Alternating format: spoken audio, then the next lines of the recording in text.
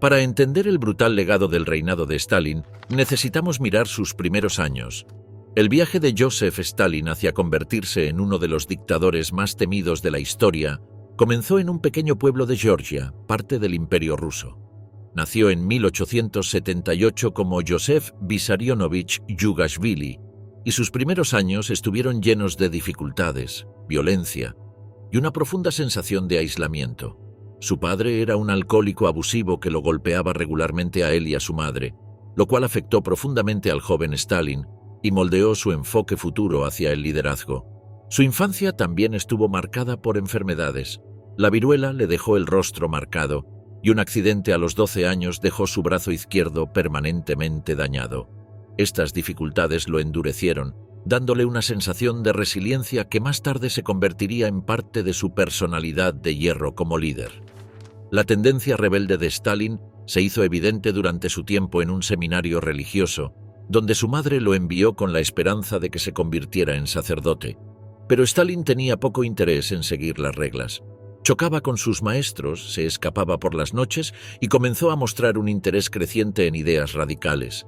En 1899 fue expulsado, y fue durante este tiempo cuando su interés en la política revolucionaria despegó.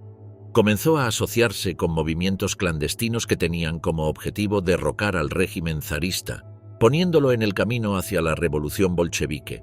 Cuando Lenin llevó a los bolcheviques al poder después de la revolución de 1917, Stalin estaba a su lado. Sin embargo, el verdadero ascenso al poder de Stalin no comenzó hasta después de que la salud de Lenin comenzara a fallar a principios de los años 20. Stalin ya había asegurado un rol importante dentro del Partido Comunista, lo que le daba influencia sobre los nombramientos y la dirección del partido. Cuando Lenin sufrió un derrame cerebral en 1922, Stalin aprovechó la oportunidad para posicionarse como el líder en espera.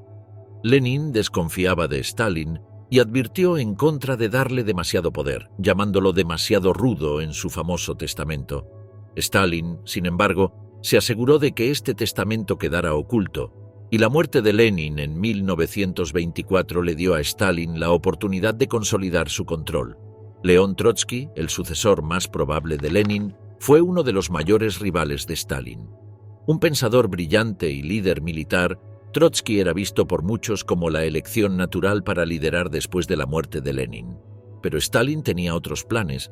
Derrotó a Trotsky alineándose con diferentes segmentos dentro del Partido Comunista para aislarlo y desacreditarlo. Las propuestas de Trotsky para una revolución comunista global no se ajustaban a la visión de Stalin de enfocarse en construir el socialismo en un solo país. Para 1929, Stalin había exiliado a Trotsky y en 1940 ordenó su asesinato. Esta brutal eliminación de su rival consolidó la posición de Stalin como el líder indiscutido de la Unión Soviética. El ascenso al poder de Stalin no solo fue una cuestión de intrigas políticas, también involucró actividades criminales. Antes de la revolución, Stalin estaba profundamente involucrado en la financiación de las actividades bolcheviques a través de medios ilegales. Una de sus acciones más famosas fue el robo al Banco de Tiflis en 1907, donde su banda atacó una diligencia que transportaba dinero por las calles de Tiflis, la actual Tiflis. El robo se realizó a plena luz del día, dejando a 40 personas muertas. Este evento conmocionó al público, pero llenó las arcas de los bolcheviques, ayudando a financiar su revolución. Este no fue el único acto de violencia de Stalin. A lo largo de su temprana carrera revolucionaria, organizó varios otros robos y actos violentos, todo en nombre de la causa bolchevique. Estas acciones sentaron las bases para las tácticas brutales que luego utilizaría como líder de la Unión Soviética. La violencia, el terror y la intimidación fueron herramientas que dominó desde temprano y se convirtieron en centrales en su enfoque cuando comenzó a consolidar su poder. Una vez que Stalin aseguró su gobierno, centró su atención en consolidar el control sobre las diversas poblaciones dentro de la Unión Soviética. Como comisario para las nacionalidades, Stalin supervisó los diversos grupos étnicos del país, en particular aquellos con movimientos nacionalistas que amenazaban la unidad del Estado soviético. Su respuesta fue a menudo brutal, Cuando los comunistas georgianos intentaron afirmar su independencia de Moscú a principios de los años 20, Stalin, siendo georgiano él mismo, no dudó en ordenar al Ejército Rojo que aplastara el movimiento. Su dureza hacia su propio pueblo mostró que ningún grupo, sin importar cuán cercano a sus orígenes, estaba a salvo de su violencia. Los tártaros, otro grupo étnico dentro de la Unión Soviética, enfrentaron un trato aún más severo. Stalin los consideraba una amenaza, especialmente durante la Segunda Guerra Mundial, cuando los acusó de colaborar con los nazis. En 1944, ordenó la deportación masiva de toda la población tártara de Crimea hacia Asia Central. Miles murieron en el viaje, apiñados en trenes sobrecargados con poca comida o agua. Los sobrevivientes fueron dejados a vivir en el exilio, lejos de su tierra natal, en condiciones duras que resultaron en aún más muertes. Este acto de limpieza étnica fue solo un ejemplo del brutal enfoque de Stalin para mantener el control sobre las muchas minorías de la Unión Soviética. Sin embargo, el uso de terror y fuerza de Stalin no se limitó a oponentes políticos o minorías étnicas. Era una parte central de su estilo de liderazgo. Aprendió temprano en la vida que la violencia podía ser una herramienta efectiva para lograr sus objetivos, y como líder de la Unión Soviética, aplicó esta lección a gran escala. El ascenso al poder de Stalin se construyó sobre una base de miedo y violencia. Su reinado de terror apenas comenzaba y las semillas de genocidio y represión masiva ya estaban siendo sembradas. Capítulo 2. La hambruna soviética, causando muerte a través del hambre.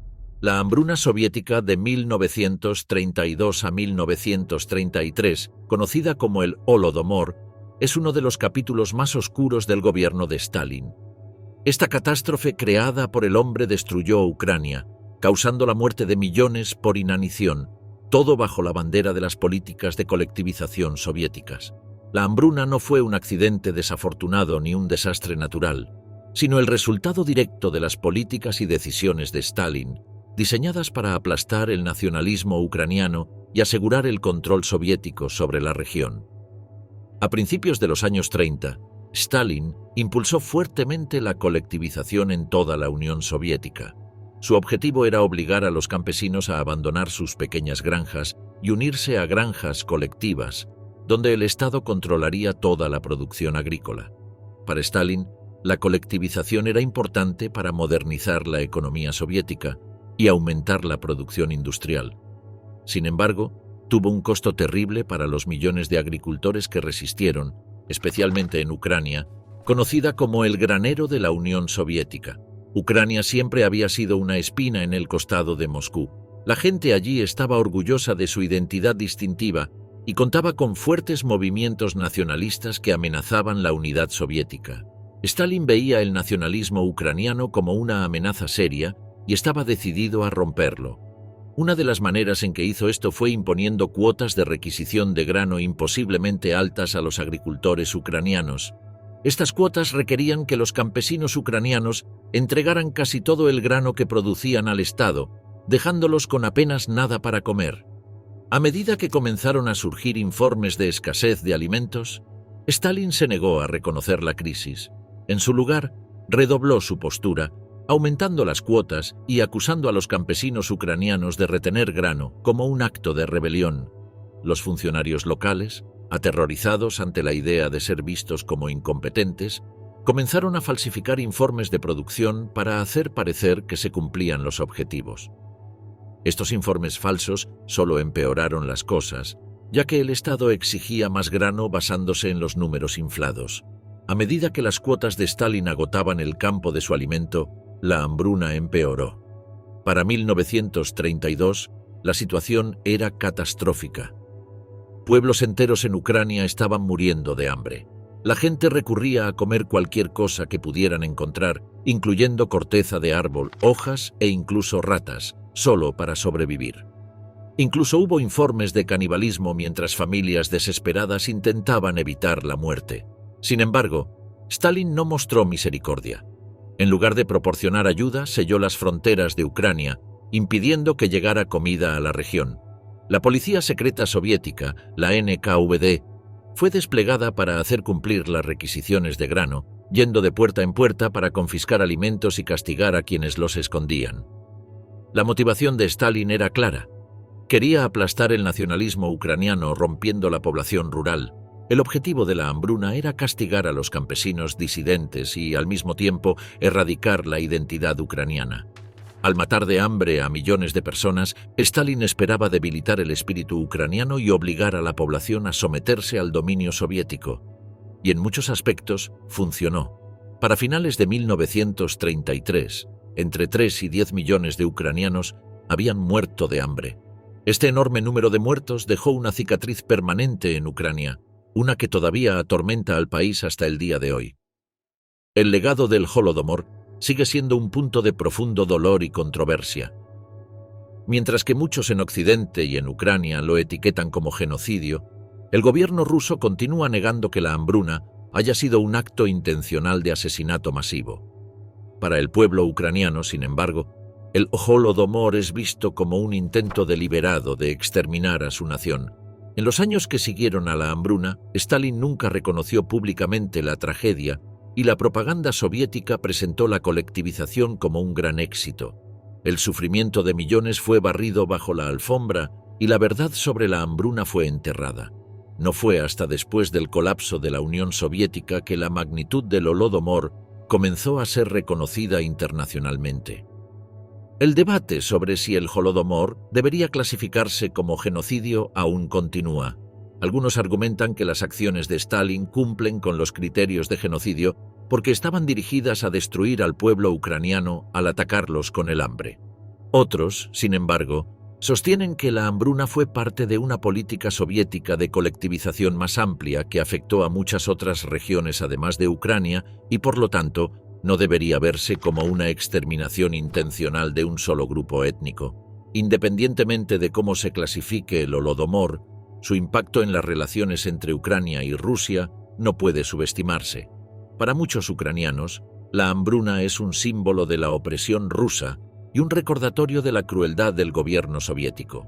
En los últimos años, la memoria del Holodomor ha adquirido un nuevo significado a medida que las tensiones entre Ucrania y Rusia han escalado, particularmente después de la anexión rusa de Crimea en 2014 y su invasión de Ucrania en 2022. Muchos ucranianos ven el Holodomor como parte de una larga historia de intentos rusos de dominar y controlar su país, y la hambruna se ha convertido en un símbolo de resistencia contra la opresión extranjera. Capítulo 3. Exilios al vacío. Las deportaciones y el desplazamiento del pueblo soviético. Las deportaciones masivas de Stalin durante la Segunda Guerra Mundial fueron algunas de las políticas más brutales que implementó, dirigidas a grupos étnicos enteros que él consideraba desleales a los ideales soviéticos. Estas reubicaciones forzadas tenían como objetivo aplastar la resistencia y borrar comunidades enteras. Grupos étnicos como los tártaros de Crimea, los chechenos y otros se convirtieron en víctimas de la paranoia de Stalin y de su necesidad de mantener un control férreo sobre la diversa población de la Unión Soviética. Estas deportaciones dejaron un legado de sufrimiento que aún afecta a estos grupos hoy en día. Los tártaros de Crimea fueron de los primeros en enfrentarse a la ira de Stalin. Su hogar, Crimea, había sido parte de su identidad durante siglos, pero eso no impidió que Stalin los atacara. Durante la Segunda Guerra Mundial, Stalin acusó a los tártaros de colaborar con los nazis, a pesar de que muchos tártaros lucharon por la Unión Soviética. En 1944, Stalin ordenó a la NKVD, la policía secreta soviética, deportar a toda la población tártara de Crimea. A las personas se les dio poco o nada de aviso. Las familias fueron arrancadas de sus hogares, obligadas a dejarlo todo atrás, y fueron metidas en trenes abarrotados con destino a Asia Central. Las condiciones en estos trenes de deportación eran horribles. Las personas eran apiladas como animales, con apenas espacio para estar de pie. Apenas tenían comida, poca agua y sin ninguna higiene. El viaje duró semanas y los enfermos, ancianos y niños pequeños fueron los primeros en morir. Para cuando llegaron a Uzbekistán, miles de tártaros de Crimea ya habían muerto de hambre, enfermedades o exposición. Para quienes sobrevivieron al viaje, la vida en el exilio no era mejor. El gobierno soviético no había hecho ninguna preparación para su llegada y los tártaros fueron dejados para sobrevivir en lugares duros y desconocidos, donde eran vistos como enemigos por la población local. Los chechenos también fueron atacados por Stalin. Al igual que los tártaros, tenían una historia de resistencia al dominio ruso, y Stalin los veía como una amenaza para el control soviético. En 1944, las poblaciones chechena e ingush fueron reunidas y deportadas a Kazajistán y Siberia. La deportación siguió el mismo patrón brutal que con los tártaros. A las personas se les dio casi nada de tiempo para empacar. Las acorralaron en trenes como ganado y las enviaron al exilio. Las condiciones en los trenes eran de pesadilla. Las personas estaban hacinadas en vagones sucios y abarrotados, sin comida ni agua durante días. Muchos murieron antes de llegar a su destino y aquellos que intentaban escapar eran disparados en el acto. El número de muertos durante estas deportaciones fue enorme. Se estima que entre el 30 y el 50% de la población chechena murió durante el viaje o poco después de llegar a sus nuevos destinos. Una vez que llegaron, los sobrevivientes fueron dejados a valerse por sí mismos en regiones remotas y desoladas. El gobierno soviético no les proporcionó vivienda, comida ni atención médica. Las personas se vieron obligadas a construir refugios improvisados y a vivir de lo que pudieran encontrar. Los lugareños a menudo los trataban con hostilidad, viéndolos como traidores y enemigos. Para muchos, la supervivencia era una lucha diaria, y el trauma de las deportaciones persiguió a estas comunidades durante generaciones. Incluso después de la muerte de Stalin en 1953, a muchos de los grupos étnicos exiliados no se les permitió regresar a sus hogares durante décadas. Los tártaros de Crimea, por ejemplo, estuvieron prohibidos de regresar a Crimea hasta finales de los años 80, mucho después de que terminara el reinado de Stalin. Para cuando se les permitió regresar, muchos de sus hogares habían sido ocupados por otros y su patrimonio cultural había sido borrado. Los cementerios habían sido destruidos y gran parte de su tierra estaba perdida. Para muchos tártaros, regresar a Crimea no se sintió como volver a casa. Se sintió como regresar a un lugar que ya no existía. Los chechenos enfrentaron problemas similares. Aunque finalmente se les permitió regresar a su tierra natal, volvieron a una región que aún estaba bajo estricto control soviético. El trauma de las deportaciones perduró durante años, resultando en un profundo resentimiento hacia los gobiernos soviético y luego ruso. Esta ira jugó un papel importante en las guerras chechenas de los años 90 y principios de los 2000, mientras el pueblo checheno luchaba por la independencia del dominio ruso. Los efectos a largo plazo de las políticas de deportación de Stalin fueron devastadores. Estas deportaciones destruyeron comunidades y borraron identidades culturales. Generaciones enteras de tártaros de Crimea, chechenos y otros grupos étnicos crecieron en el exilio, lejos de sus raíces, desconectados de sus tradiciones culturales. Muchos de estos grupos no solo perdieron sus hogares, sino también su sentido de identidad. Las reubicaciones forzadas rompieron familias, comunidades y formas de vida que habían existido durante siglos. Para Stalin, las deportaciones eran una forma de mantener el control. Creía que cualquier grupo que representara la más mínima amenaza para la unidad soviética debía ser eliminado. Su objetivo era crear una identidad soviética homogénea, en la que no hubiera lugar para el nacionalismo étnico, pero en realidad, estas deportaciones solo profundizaron las divisiones dentro de la Unión Soviética. Los grupos étnicos desplazados nunca olvidaron los horrores que sufrieron y su resentimiento hacia el régimen soviético continuó durante generaciones. Hoy en día, el legado de estas deportaciones todavía se siente en la ex Unión Soviética. Los tártaros de Crimea, los chechenos y otros continúan luchando con el trauma de su expulsión forzada. Para los tártaros, la anexión de Crimea por parte de Rusia en 2014 trajo recuerdos dolorosos de las órdenes de deportación de Stalin. Muchos tártaros temen que la historia pueda repetirse y permanecen cautelosos ante el dominio ruso. Capítulo 4. La sangre de la traición, la Gran Purga y los juicios de Moscú. La Gran Purga, un periodo que abarcó de 1936 a 1938, vio a Stalin iniciar una ola de terror destinada a eliminar a cualquiera que él considerara una amenaza potencial.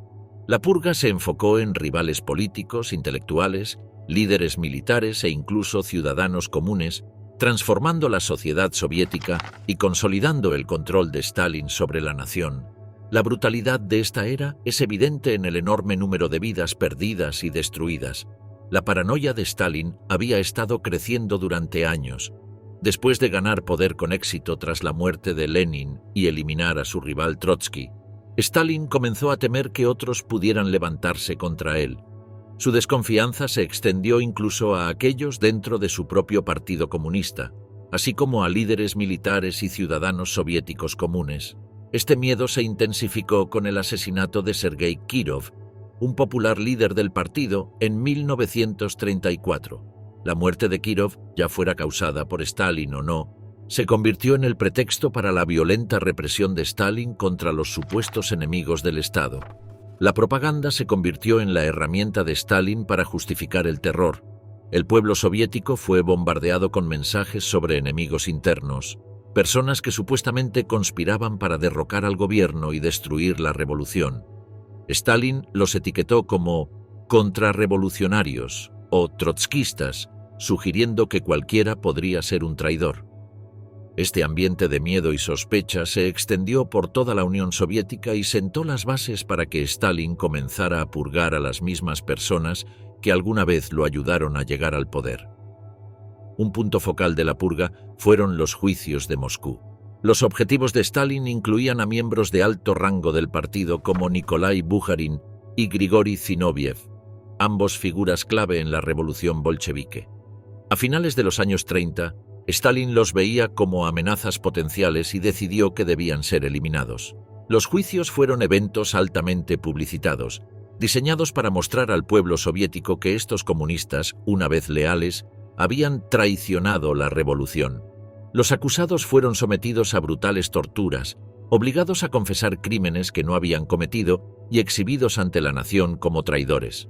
Bukharin, Zinoviev y otros fueron acusados de colaborar con gobiernos extranjeros, de conspirar para asesinar a Stalin y de trabajar con Trotsky para destruir el Estado soviético.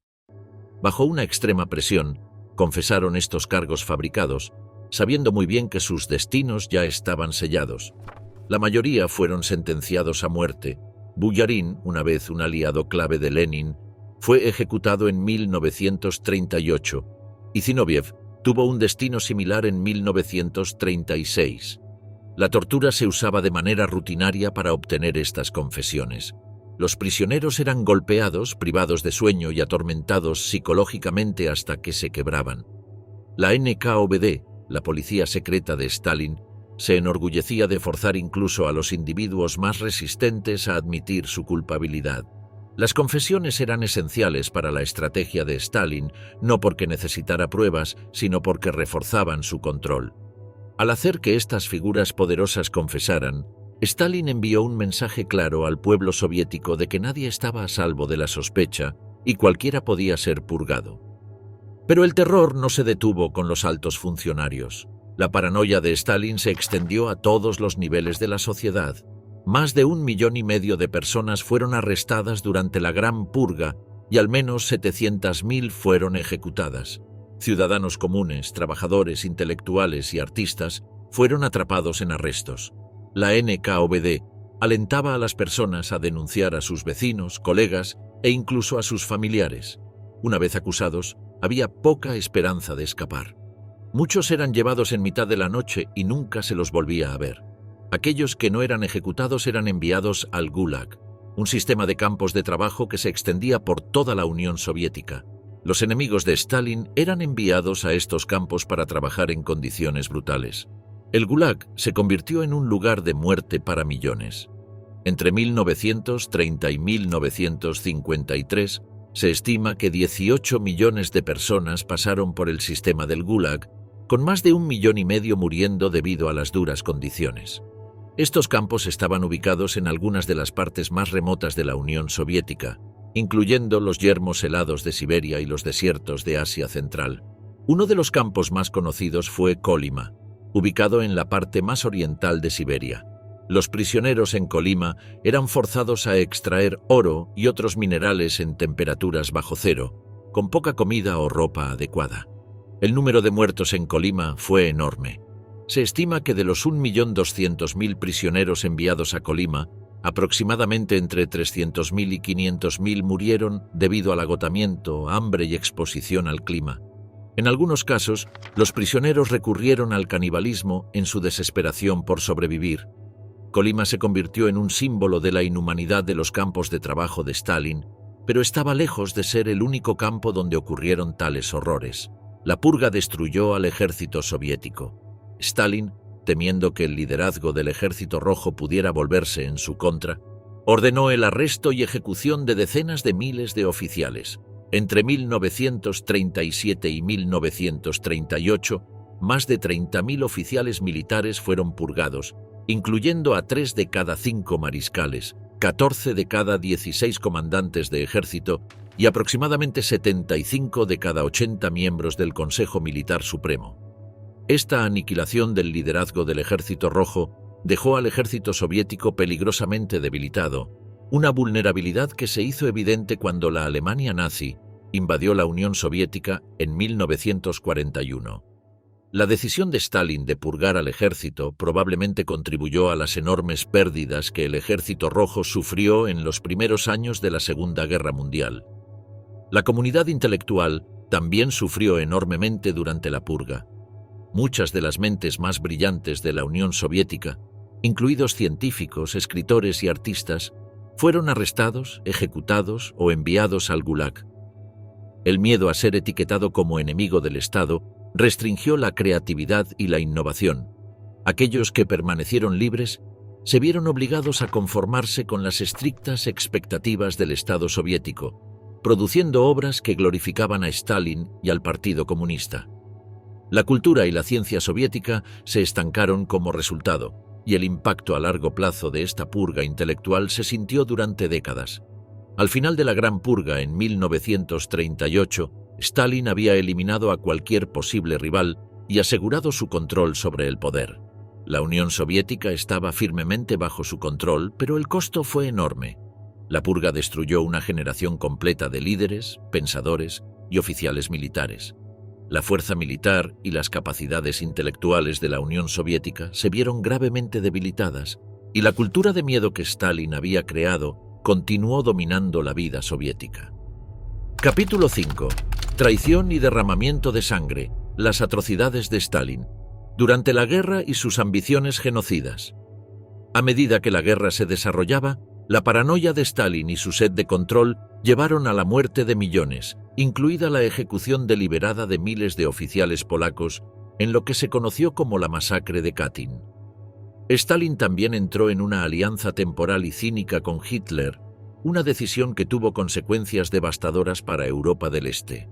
Y cuando la guerra terminó, Stalin se volvió contra sus propios soldados que habían sido prisioneros de guerra, tratándolos con sospecha y enviando a muchos a morir en el Gulag. Uno de los actos más impactantes de la brutalidad de Stalin durante la guerra fue la masacre de Katyn.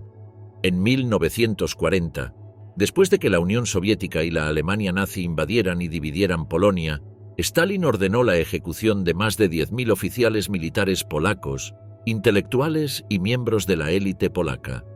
Estos hombres eran vistos como amenazas potenciales para el control soviético sobre Polonia, ya que representaban el liderazgo y la identidad nacional del país. Las ejecuciones se llevaron a cabo con escalofriante eficiencia. Los oficiales polacos fueron llevados al bosque de Katyn y fusilados en la nuca, sus cuerpos enterrados en fosas comunes. Durante décadas, la Unión Soviética negó la responsabilidad de la masacre, culpando en su lugar a los nazis. No fue hasta los años 90, tras el colapso de la Unión Soviética, que los documentos desclasificados finalmente revelaron la verdad. Stalin había firmado personalmente la orden para su ejecución. La masacre de Katyn no solo tenía como objetivo eliminar el liderazgo militar de Polonia, sino que se trataba de borrar la capacidad del país para resistir la dominación soviética. Al ejecutar a estos hombres, Stalin esperaba debilitar el espíritu nacional polaco y allanar el camino para el control soviético sobre la región. La masacre se mantuvo como uno de los secretos mejor guardados del régimen de Stalin y durante años, las familias de las víctimas no tenían idea de lo que había sucedido con sus seres queridos. El descubrimiento de las fosas comunes en 1943 cuando los nazis desenterraron los cuerpos durante su ocupación de la zona, sacó brevemente a la luz la atrocidad, pero los soviéticos rápidamente lo encubrieron. La masacre de Katyn sigue siendo un símbolo poderoso de la brutalidad de Stalin y su disposición a cometer genocidio para lograr sus objetivos políticos. La disposición de Stalin a colaborar con Hitler en los primeros años de la Segunda Guerra Mundial también reveló su enfoque cínico hacia la geopolítica. En agosto de 1939, solo semanas antes del inicio de la guerra, Stalin firmó el pacto Molotov-Ribbentrop con la Alemania nazi. Este pacto de no agresión sorprendió al mundo, ya que unía a dos de los regímenes ideológicamente más opuestos, pero para Stalin fue un movimiento calculado. El pacto incluía un protocolo secreto que dividía a Europa del Este en esferas de influencia, permitiendo a la Unión Soviética ocupar la mitad oriental de Polonia tras la invasión alemana en septiembre de 1939. La colaboración entre Stalin y Hitler en la partición de Polonia fue un acto de traición tanto para el pueblo polaco como para los principios que Stalin afirmaba defender. Bajo los términos del pacto, tanto los nazis como los soviéticos tenían libertad para repartirse Polonia como les pareciera. La ocupación soviética de la Polonia oriental fue brutal. Miles de polacos fueron arrestados, deportados o ejecutados, ya que Stalin quería controlar la región. Los símbolos nacionales polacos fueron destruidos y el liderazgo político e intelectual del país fue sistemáticamente atacado. La traición de Stalin a Polonia no terminó con su alianza con Hitler. Cuando el curso de la guerra cambió y Alemania invadió la Unión Soviética en junio de 1941, la colaboración de Stalin con los nazis volvió para atormentarlo. La Unión Soviética se encontró enfrentando toda la fuerza del ejército alemán y la ocupación de Polonia se convirtió en un campo de batalla importante en la lucha contra los nazis. Las semillas de la traición de Stalin se habían sembrado años antes y ahora, mientras millones de soldados soviéticos luchaban y morían en la guerra, las consecuencias de su cínica alianza con Hitler se hicieron dolorosamente evidentes. Pero la crueldad de Stalin no se reservó solo para los enemigos extranjeros. También se volvió contra sus propios soldados. Los soldados soviéticos que habían sido capturados por los alemanes y repatriados después de la guerra no fueron recibidos como héroes. En cambio, Stalin los veía con profunda sospecha. Creía que cualquier soldado que hubiera sido capturado por el enemigo debía haber sido comprometido y temía que estos soldados retornados hubieran sido influenciados por ideologías occidentales o nazis. En lugar de reintegrar a estos soldados en la sociedad soviética, Stalin los arrestó, interrogó y a menudo los envió al Gulag. El trato a los prisioneros de guerra, POWs, soviéticos fue duro e implacable. Se estima que 5.700.000 soldados soviéticos fueron capturados por los alemanes durante la guerra y alrededor de 3.300.000 de ellos murieron en cautiverio debido a la inanición, las enfermedades y las condiciones brutales. Aquellos que sobrevivieron y fueron repatriados después de la guerra fueron sometidos a un estricto escrutinio por parte del régimen de Stalin. Se estima que entre 1,5 millones y 2 millones de POWs soviéticos fueron enviados a campos de trabajo o ejecutados tras su regreso.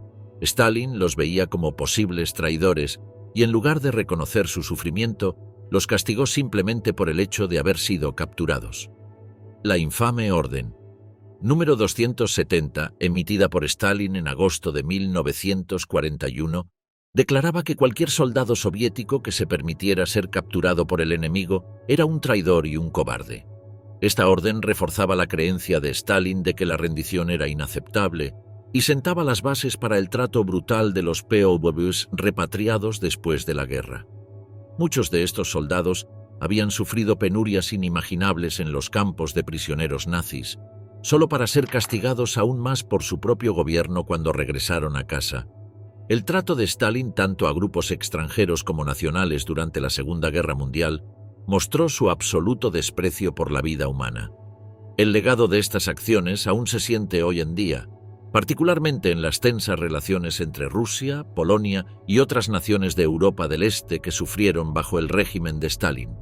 Capítulo 6. Genocidio cultural. La destrucción de la religión y la identidad bajo Stalin. La campaña de Stalin contra la religión y la identidad cultural fue tan despiadada como sus otras políticas genocidas y se llevó a cabo con el mismo nivel de fría eficiencia. Su objetivo era transformar a la Unión Soviética en una sociedad atea y controlada por el Estado, donde las tradiciones locales y las creencias religiosas se consideraran amenazas al control estatal. La visión de Stalin no dejaba espacio para diferencias religiosas o culturales, y sus esfuerzos por borrarlas devastaron a millones de personas en toda la Unión Soviética. Uno de los principales objetivos de Stalin fue la religión, y la Iglesia Ortodoxa rusa soportó la peor parte de su ataque. La Iglesia había sido una institución poderosa en la sociedad rusa durante siglos, y Stalin la veía como una amenaza directa a su autoridad. Entre 1928 y 1941, casi 100.000 sacerdotes, monjes y monjas fueron arrestados, y muchos de ellos fueron ejecutados o enviados a campos de trabajo. Para 1939, solo unas 500 iglesias permanecían abiertas en toda la Unión Soviética, frente a las más de 50.000 que había antes de la Revolución Bolchevique. Esto significa que casi el 90% de todas las iglesias ortodoxas fueron destruidas o reutilizadas durante el reinado de Stalin, reduciendo drásticamente la influencia de la Iglesia en la sociedad soviética. Los líderes religiosos fueron especialmente atacados. La policía secreta de Stalin, la NKVD, arrestó a miles de sacerdotes y obispos, acusándolos de actividades contrarrevolucionarias o etiquetándolos como enemigos del Estado. Solo en 1937, 85.000 personas fueron ejecutadas, muchas de ellas figuras religiosas. Un ejemplo conocido fue el del patriarca Tikhón, líder de la Iglesia Ortodoxa rusa, quien fue arrestado y murió en circunstancias sospechosas en 1925. El Estado se aseguró de que los líderes religiosos fueran eliminados de la vida pública, silenciando efectivamente cualquier posibilidad de oposición religiosa organizada. Las comunidades islámicas también sufrieron bajo las políticas antirreligiosas de Stalin. En regiones como Asia Central y el Cáucaso, donde el Islam estaba profundamente arraigado, la represión de Stalin fue devastadora. Miles de mezquitas fueron destruidas o cerradas, y los líderes islámicos fueron arrestados o ejecutados. Por ejemplo, a finales de los años 30, se estima que 25.000 clérigos musulmanes fueron asesinados o encarcelados. Las escuelas religiosas, llamadas madrasas, fueron clausuradas y las tradiciones islámicas fueron prohibidas. El régimen soviético buscaba destruir la profunda conexión entre estas regiones y su fe islámica, con efectos devastadores. Solo en Uzbekistán, más del 80% de las mezquitas fueron cerradas durante las purgas de Stalin, y la vida religiosa se vio obligada a mantenerse en la clandestinidad. La guerra de Stalin contra la religión tenía como objetivo crear un Estado secular y ateo. En 1932, lanzó una campaña para promover la educación sin Dios, impulsando la idea de que la religión era retrógrada y contrarrevolucionaria. Para 1937, más del 70% de los ciudadanos soviéticos se identificaban como ateos, en gran parte debido a los esfuerzos sistemáticos de Stalin para borrar la religión de la vida pública. Las festividades religiosas dejaron de ser reconocidas y se enseñaba a los niños en las escuelas que la creencia en Dios estaba desfasada. El objetivo de Stalin era claro: reemplazar la fe religiosa con una lealtad absoluta al Partido Comunista.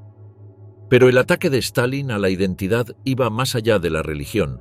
También atacó las identidades culturales y nacionales de los numerosos grupos étnicos de la Unión Soviética.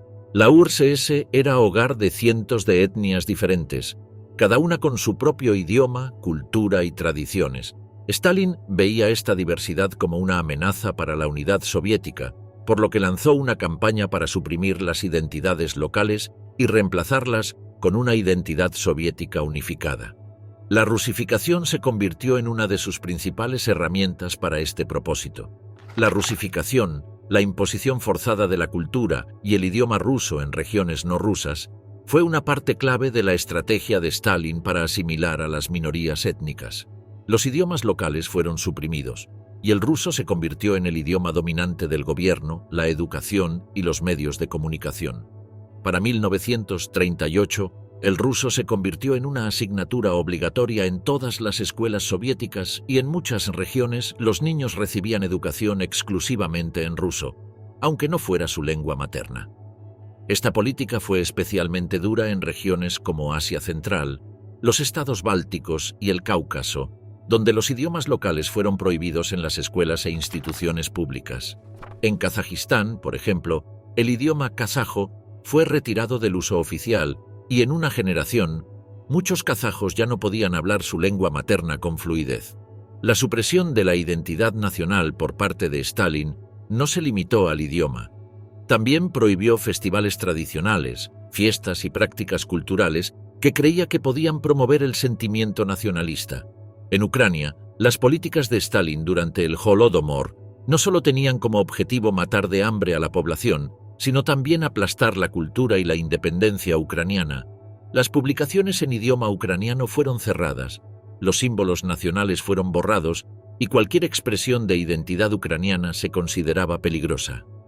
En toda la Unión Soviética, los grupos étnicos que resistían el dominio soviético eran etiquetados como enemigos del Estado y sus culturas eran sistemáticamente destruidas. Las consecuencias a largo plazo de la campaña de Stalin contra la religión y la identidad cultural fueron severas. Para el momento de su muerte en 1953, la vida religiosa en la Unión Soviética había sido prácticamente destruida.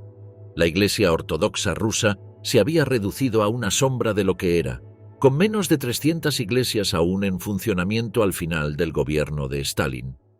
El Islam también había sido llevado a la clandestinidad y muchas comunidades musulmanas luchaban por mantener vivas sus tradiciones bajo constante vigilancia.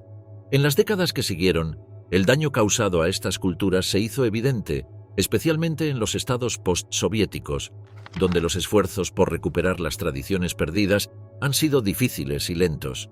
En regiones como Kazajistán y Uzbekistán, los efectos de las políticas de rusificación de Stalin aún se sienten hoy en día, ya que muchas personas luchan por reconectar con sus raíces culturales después de años de asimilación forzada. Capítulo 7. El silencio de la complicidad. Cómo los genocidios de Stalin fueron encubiertos y olvidados. Las políticas genocidas de Stalin dejaron millones de muertos, pero durante décadas la verdad sobre estas atrocidades se mantuvo oculta al mundo. A través de la propaganda, la censura y la manipulación, el régimen de Stalin pudo controlar la narrativa, suprimiendo cualquier información que contradijera la imagen de progreso y unidad en la Unión Soviética. Incluso fuera de la URSS, los crímenes de Stalin a menudo fueron minimizados o ignorados, con gobiernos e intelectuales occidentales enfocándose en la necesidad de contrarrestar a la Alemania nazi en lugar de enfrentar los horrores que ocurrían dentro de la Unión Soviética. Solo en los años posteriores a la muerte de Stalin y con la caída de la Unión Soviética, se han hecho esfuerzos para descubrir la verdad y buscar reconocimiento para los millones que sufrieron bajo el régimen genocida de Stalin. La propaganda fue una de las herramientas más poderosas de Stalin para controlar la narrativa. Los medios soviéticos estaban estrictamente controlados por el Estado y cualquier mención de hambrunas, deportaciones masivas o purgas era rigurosamente censurada.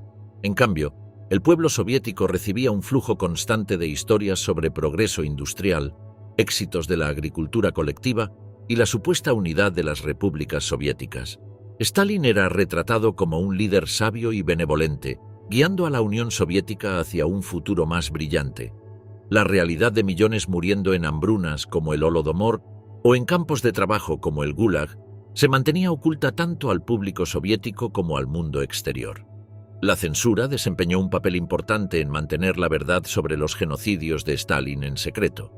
A principios de los años 30, cuando millones de personas morían de hambre en Ucrania debido a las políticas de colectivización forzada de Stalin, se invitó a periodistas extranjeros a recorrer la Unión Soviética, pero fueron dirigidos cuidadosamente a granjas modelo y áreas prósperas, lejos del desastre que se desarrollaba en el campo. La verdad sobre el Holodomor solo comenzó a salir a la luz mucho más tarde, cuando sobrevivientes y ucranianos exiliados comenzaron a compartir sus historias. Aún entonces, los funcionarios soviéticos continuaron negando que la hambruna había sido provocada por el hombre, culpando al mal clima y a malas cosechas en lugar de reconocer el papel de Stalin en el hambre deliberada de millones. Fuera de la Unión Soviética existía una renuencia a enfrentar los crímenes de Stalin, particularmente durante y después de la Segunda Guerra Mundial. Los gobiernos occidentales, especialmente en Estados Unidos y Gran Bretaña, veían a la Unión Soviética como un aliado importante en la lucha contra la Alemania nazi. Exponer las atrocidades de Stalin podría haber puesto en peligro esa alianza, por lo que había poco incentivo para profundizar en lo que realmente estaba sucediendo detrás de la cortina de hierro. De hecho, algunos intelectuales y periodistas occidentales defendían activamente el régimen de Stalin.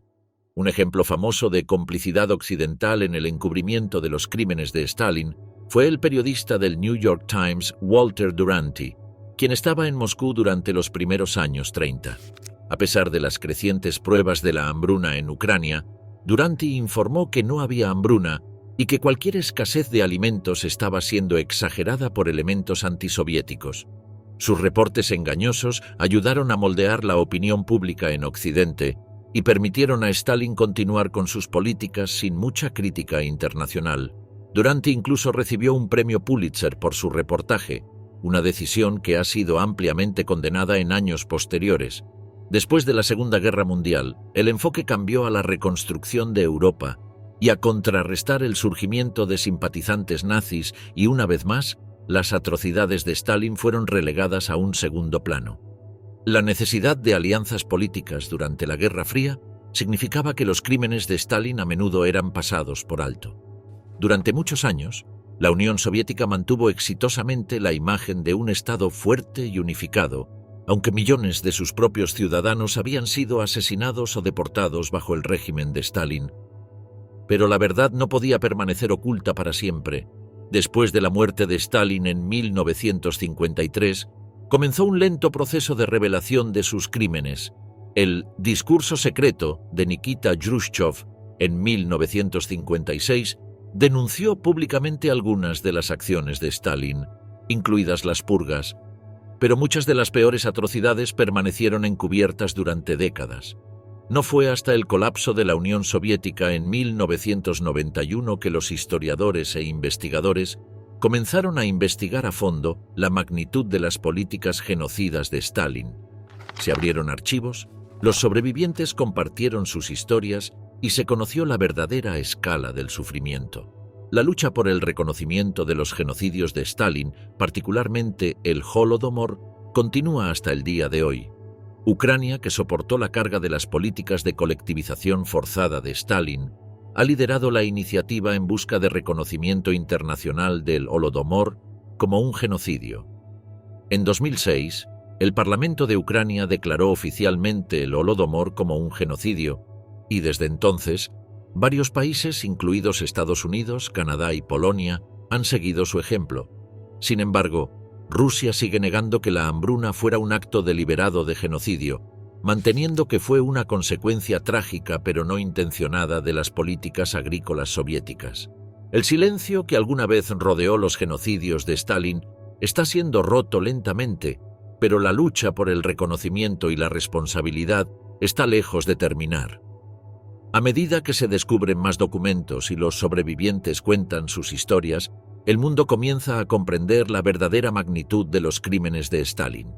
Pero para muchos, las cicatrices de esa era aún están frescas y la lucha por la justicia continúa.